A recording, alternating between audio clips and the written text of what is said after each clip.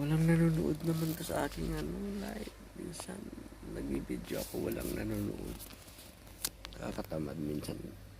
Pinutol ko na guys ang aking YouTube kasi wala naman nanonood sa aking video.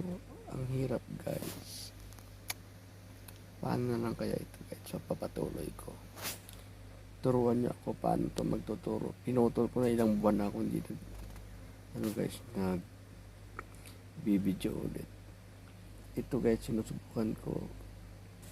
Please comment naman dyan sa baba kung paano ko to gagawin. Mga ano lang pala to guys, mga 3 minutes ang aking video.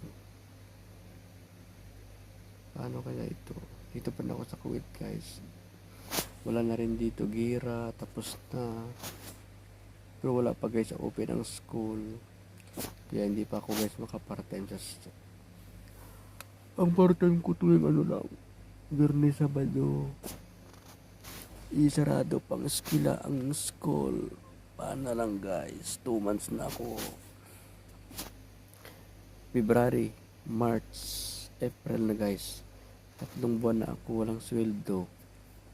Magtatatlong buwan na pala.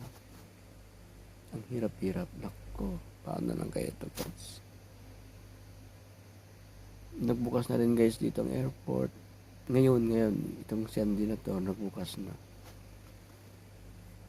Tapos hinintay ko lang guys yung school magbubuka sana guys para maka-extra naman ako pag Friday, Saturday. Ngayon wala talaga, grabe, ang hirap.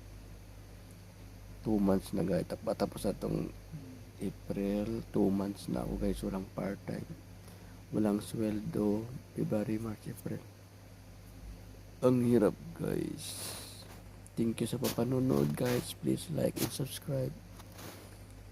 Tulungan niyo ako sa aking kung paano. Sana